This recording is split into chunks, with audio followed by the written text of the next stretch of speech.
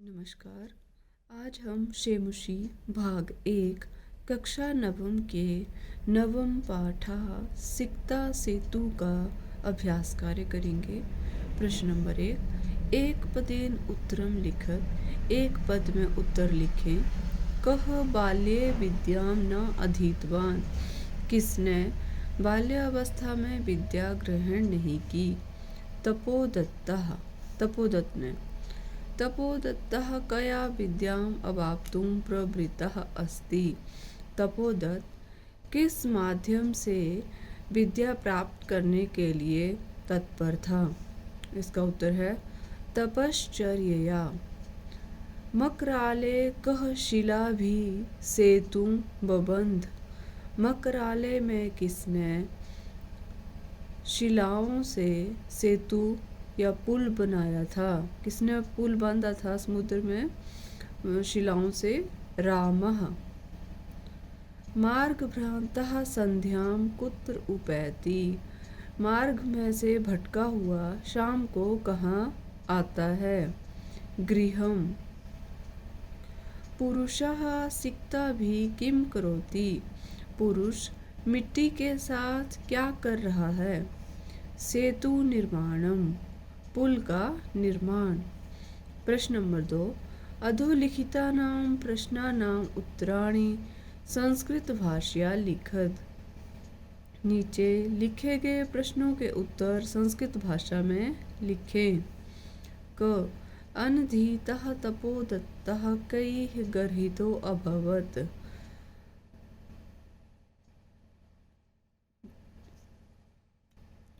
विद्याध्ययन ना किया हुआ तपोदत्त किसके द्वारा निंदित होता था। अनधीतः तपोदत्तः कुटुम्बिभिः मित्रैः ज्ञातिजनैश्च गर्हितो अभवत्। कई के स्थान पर हम उत्तर लिखेंगे। ख तपोदत्तः केन प्रकारेण विद्यां वाप्तुं प्रवृत्तो अभवत्। तपोदत्त किस प्रकार से विद्या प्राप्त करने के लिए तत्पर था। तपश्चर्या हम लिखेंगे। तपोदत्तः तपश्चर्यया प्रकारेण विद्यां वाप्तुं प्रवृत्तो अभवत्। तपोदत्तः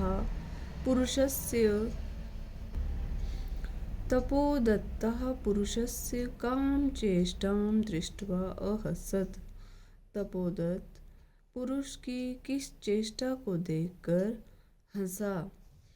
तपोदत्तः सिक्ताभिः सेतु निर्माणस्य प्रयासं कुर्वाणं पुरुषं दृष्ट्वा अहसत्।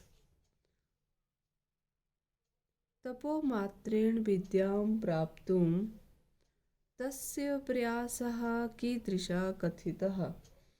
तपस्या मात्र से विद्या प्राप्त करने के उसके प्रयास को कैसा कहा गया है। तपोमात्रेण विद्यां प्राप्तुं तस्य प्रयासः सिक्ताभिः सेतु निर्माण प्रयासः कथितः। तपस्या मात्र से विद्या प्राप्त करने के उसके प्रयास को मिट्टी के द्वारा पुल का निर्माण करने के द्वारा कहा गया है। अन्ते तपोदत्तः विद्या ग्रहणाय कुत्र गतः। अंत में तपोदत्त विद्या ग्रहण करने के लिए गुरुकुलम गतः, गुरुकुल में गया। प्रश्न नंबर 3, भिन्न वर्गीयम पदम चिनोत, भिन्न वर्गीय पद का चयन करें। यथा अधिरोढ़ुम गंतुम सेतुम निर्मातुम।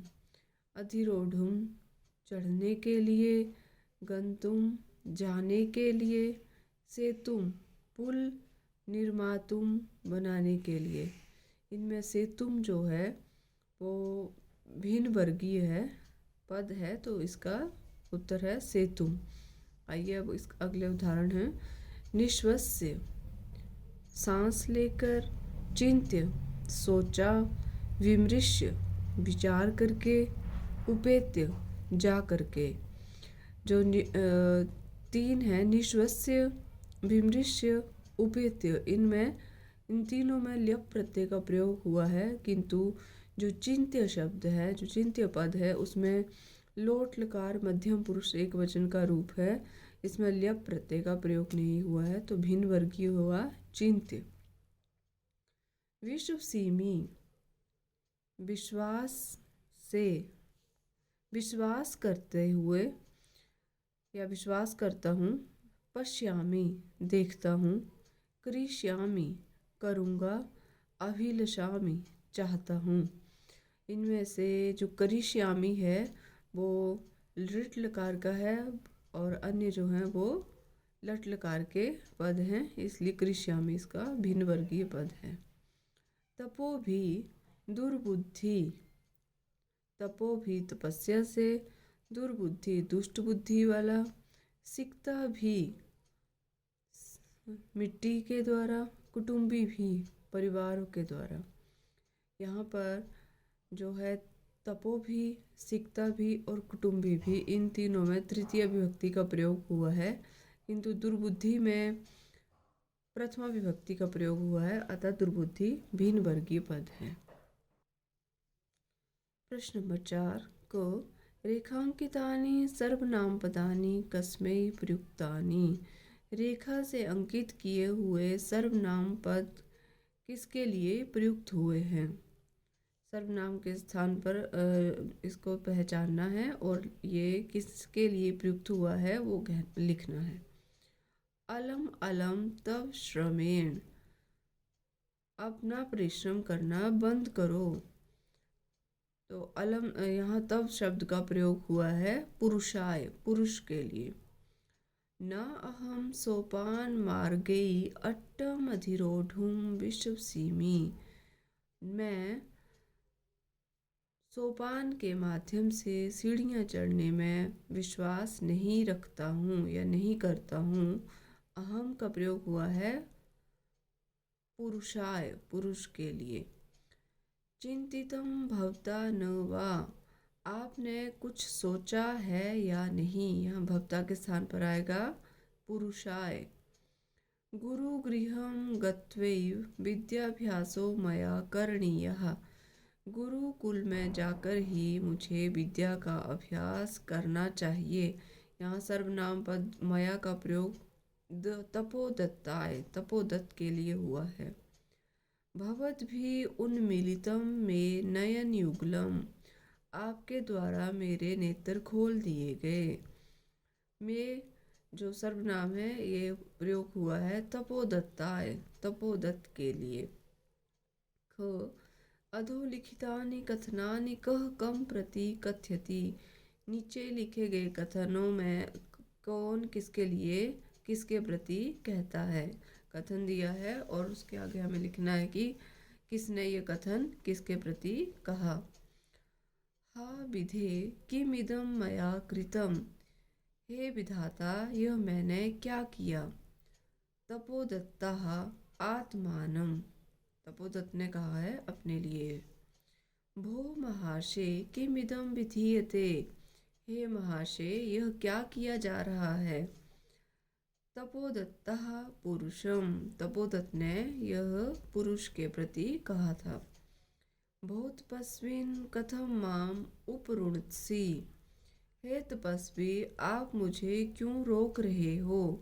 यह वाक्य पुरुषः तपोदत्तम, पुरुष ने तपोदत्त के प्रति कहे थे।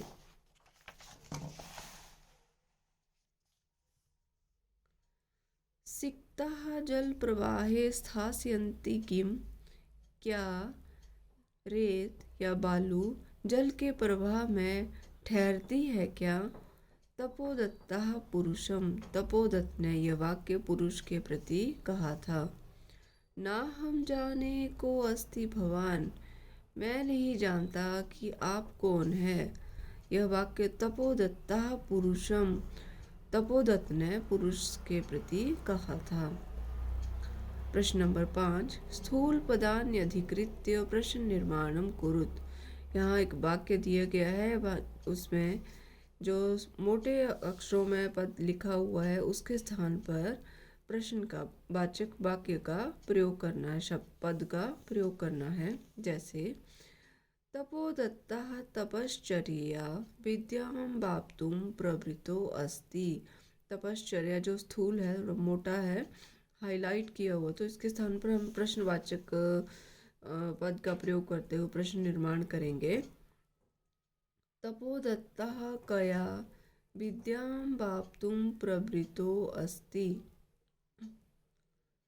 तपोदत्तः कुटुम्बिभिः मित्रैः गर्हिता अभवत्।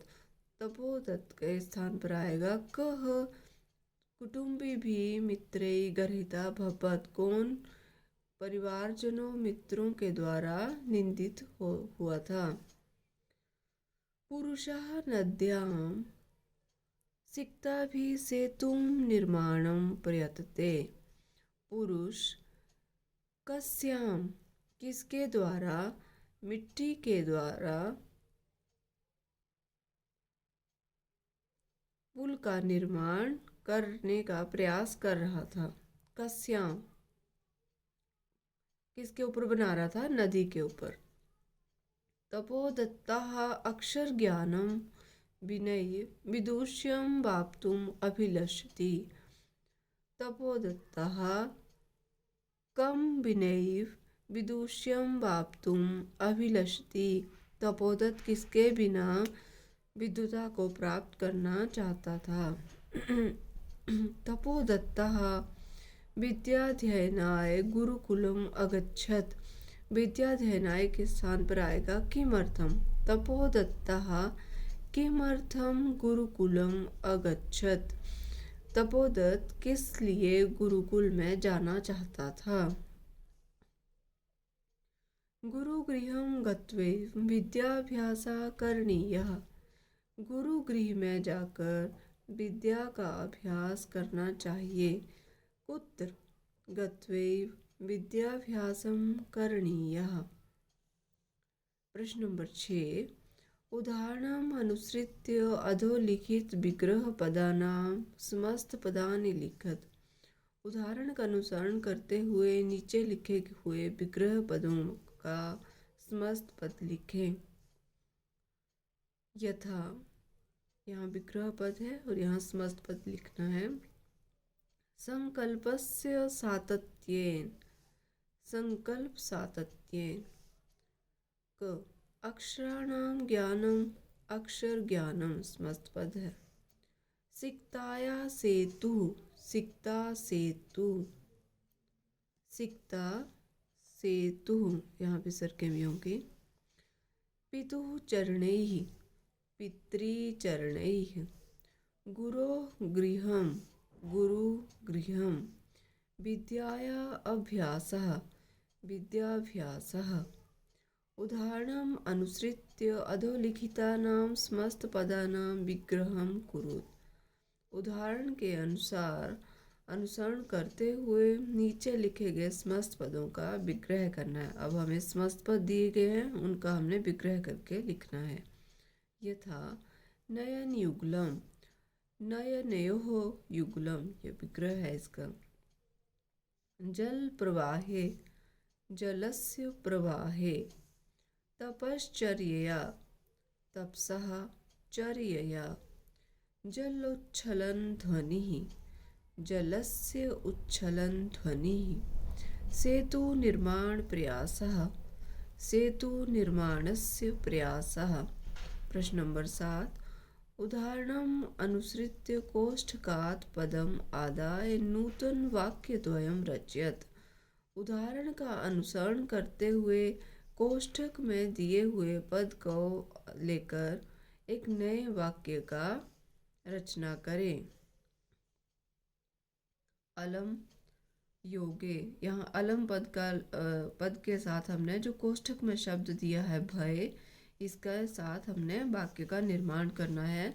और यह भी कहा है कि अलम के योग में तृतीय विभक्ति का ही प्रयोग होता है। तो भय के साथ हो जाएगी तृतीय विभक्ति।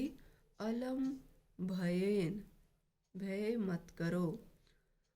दूसरा है कोलाहल, कोलाहल में तृतीय विभक्ति लगेगी अलम के साथ, होगा अलम कोलाहलेन, शोर मत करो। ख यथा माम अनु स गच्छति, मेरे पीछे वह जाता है। अनुयोगे द्वितीया विभक्ति, जहाँ पर अनु शब्द का प्रयोग होता है उसके साथ हमेशा द्वितीय विभक्ति का प्रयोग किया जाता है। तो आइए इसके वाक्य बनाते हैं। गृह गृहम अनु उपवनम अस्ति, घर के पीछे उपवन है या बगीचा है। पर्वत पर्वत के साथ अनु शब्द का प्रयोग करना है। पर्वतम अनुग्रामः सन्ति, पर्वत के पीछे गांव हैं। ग यथा अक्षर ज्ञानम विनय वैदुष्यम प्राप्तुम अभिलषसि, यहाँ बिना का प्रयोग हुआ है और बिना के योग में द्वितीय विभक्ति ही होगी। तो वाक्य है परिश्रम, हमने पद बनाना है, इसका परिश्रम पद का वाक्य बनाना है। परिश्रमम बिना लक्ष्य प्राप्ति न भविष्यति, परिश्रम के बिना लक्ष्य की प्राप्ति नहीं होगी। अभ्यास अभ्यास को बिना के साथ जब हम लिखेंगे तो इसमें द्वितीय विभक्ति होगी। अभ्यासम बिना सफलता न लभ्यते, अभ्यास के बिना सफलता नहीं प्राप्त होती है। घ यथा संध्याम यावत गृहम उपैति, संध्या होने तक घर पर ही रुको या ठहरो। यावत के साथ हमेशा द्वितीय विभक्ति का प्रयोग होगा। तो मास शब्द है और इसके साथ हमने यावत के योग होगा, तो यावत जब इसके साथ लगेगा मास के साथ तो मासम बन जाएगा द्वितीय विभक्ति में। मासम यावत अत्रैव तिष्ठ, मास पर्यंत यहीं ठहरो। वर्ष वर्ष में भी द्वितीय विभक्ति होगी। वर्षम यावत विद्याध्ययनम कुरु, वर्ष पर्यंत विद्याध्ययन करो। तो ये था हमारा सिकता सेतु पाठ का अभ्यास। उम्मीद है आपको पसंद आएगा। धन्यवाद।